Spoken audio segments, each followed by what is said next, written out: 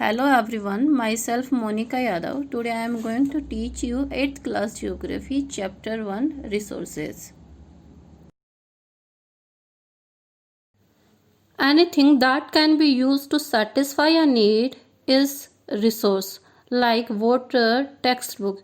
चाहे कोई भी वस्तु हो जिसका उपयोग हम अपनी ज़रूरत को पूरा करने के लिए करते हैं उसको रिसोर्स कहते हैं. फॉर एग्ज़ाम्पल अगर हमें प्यास लगी तो हम पानी पीते हैं तो पानी क्या हुआ, एक रिसोर्स है. हम ब्रीथ इन करते हैं तो ऑक्सीजन एयर क्या हुआ, एक रिसोर्स है. Resource have utility and value. Resource की उपयोगिता होती है और उनकी कुछ कीमत होती है, मतलब वो मूल्यवान होते हैं. Utility make a substance a resource. उपयोगिता के कारण ही कोई भी वस्तु रिसोर्स बनती है. अगर उसकी कुछ उपयोग कहीं पे हम उपयोग में लाते हैं तभी वह रिसोर्स बनती है. Value means worth. Some resources have economic value but some do not. कुछ रिसोर्सेज की इकोनॉमिक वैल्यू होती है like coal.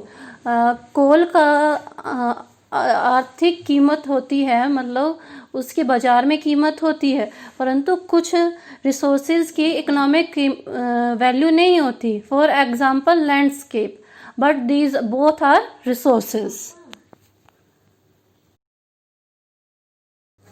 Type of resources.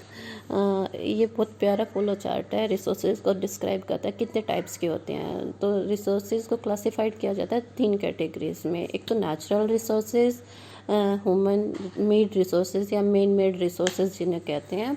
Third है ह्यूमन रिसोर्सेज. नेचुरल रिसोर्सेज वो होते हैं जो हमें नेचर से प्राप्त होते हैं. मैन मेड रिसोर्सेज वो होते हैं या ह्यूमन मेड रिसोर्सेज वो होते हैं जो मनुष्य बनाता है, जैसे बिल्डिंग्स हुए, हॉस्पिटल्स हुए. ये थर्ड होता है ह्यूमन रिसोर्सेज. मैन खुद ही एक स्पेशल टाइप का रिसोर्सेज है, वो अपनी स्किल्स को यूज़ करके बहुत अच्छे अच्छे रिसोर्सेज बनाता है, तो ह्यूमन एक रिसोर्स है.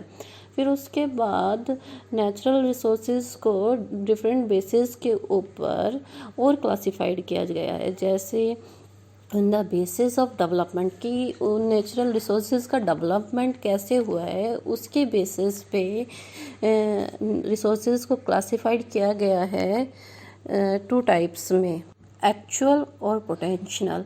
एक्चुअल वो होते हैं जो अभी हम यूज़ में ला रहे हैं, वो रिसोर्सेज को एक्चुअल रिसोर्सेज कहते हैं.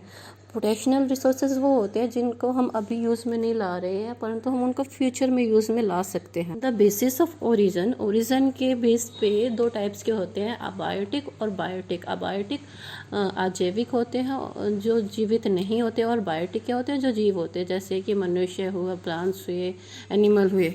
On the basis of renewability. Renewability के आधार पर 2 टाइप के होते हैं, रिन्यूएबल रिसोर्सेज और नॉन रिन्यूएबल रिसोर्सेज. जो आसानी से दोबारा बन जाए उनको रिन्यूएबल रिसोर्सेज कहते हैं, और जो दोबारा नहीं बन पाते हैं उनको नॉन रिन्यूएबल रिसोर्सेज कहा जाता है. बेसिस ऑफ डिस्ट्रीब्यूशन की कौन सा रिसोर्स कहाँ पे है, उसके बेसिस पे there are 2 types of resources, ubiquitous और लोकलाइज्ड. जो यूनिक स्थानों पे मिलते हैं, जो यूनिक प्लेसेस पे मिलते हैं उनको यूबिक्वेटस बोलते हैं. लोकलाइज्ड जो हर कहीं मिलता है, जैसे कि एयर हर कहीं मिलती है, उसको लोकलाइज्ड रिसोर्सेज कहा जाता है. Natural resources. Resources that are drawn from nature and used without much modification are called natural resources. जो संसाधन हमें प्रकृति से प्राप्त हुए हों और उनमें किसी प्रकार का संशोधन किए बिना ही उनको उपयोग में लाया जा सकता है, उनको नेचुरल रिसोर्सेज कहा जाता है. Natural resources are classified into different group based upon their level of development and use, origin, renewability and distribution. On the basis of level of development, resources are classified into 2 categories, actual resources, potential resources. Actual resources. Actual resources are those whose quantity is known. These are being used in present time as dark soil of Deccan Plateau.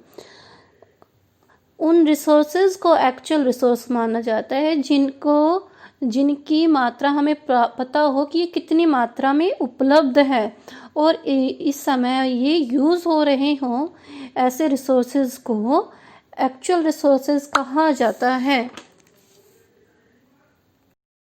Resources. Potential resources are those resources whose entire quantity may not be known, and these are not being used at present time, but these could be used in future. उन resources को potential resources कहा जाता है जिनकी पूरी मात्रा हमें नहीं पता है कि हाँ ये यहाँ उपलब्ध है, परंतु उनकी पूरी मात्रा हमें ना पता हो, और ऐसे रिसोर्सेज जो अभी प्रेजेंट टाइम में यूज़ ना हो रहे हो परंतु बाद में फ्यूचर में उनको यूज़ किया जा सकता है। जैसे हम वाटरफॉल से हाइड्रो इलेक्ट्रिसिटी जनरेट करते हैं, ये हमें पता है, हमें वाटरफॉल भी पता है, परंतु कुछ वाटरफॉल ऐसी जगह पर लोकेट होती हैं कि उनके लिए इतनी एडवांस टेक्नोलॉजी हमारे पास नहीं है कि हम उनसे हाइड्रो इलेक्ट्रिसिटी जनरेट कर सकें, परंतु एक अपॉर्चुनिटी है कि हम फ्यूचर में उनको यूज़ कर सकते हैं। ऐसे रिसोर्सेज को पोटेंशियल रिसोर्सेज कहा जाता है।